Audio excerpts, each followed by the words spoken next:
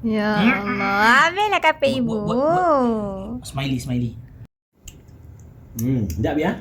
Kami boleh lupa makan lamb grill. So ni, ini dia punya sos. Sos ni tengoklah Sofia. Dekat sikit cameraman. Tengok ni Sofia makan. So, bini saya rakam ni. Cilik kat sini. Ya Allah, ambillah kapek ibu. Smiley. Smiley face. Yang marah ibu sebab Yang marah ibu.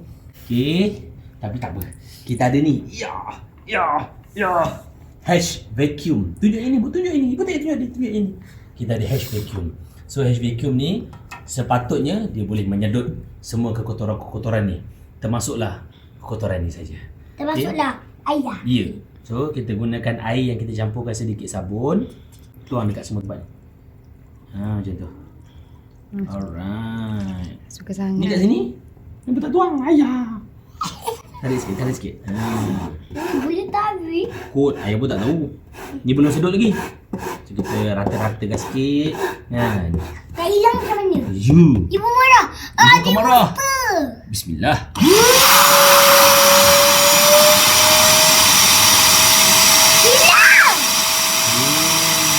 Ya, Sembah ambil air masak ni dia.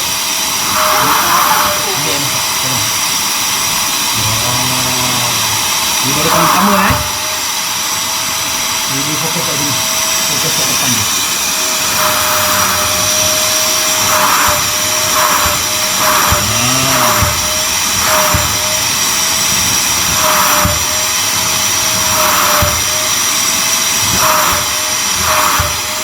Kita masukkan. Ini air paip dia.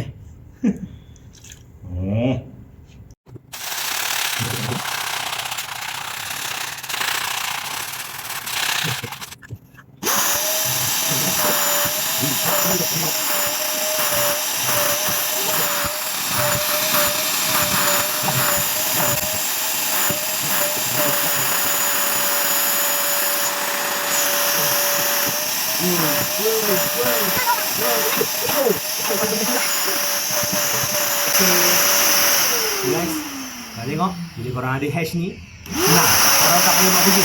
Biar anak korang je buat kerja. Kan?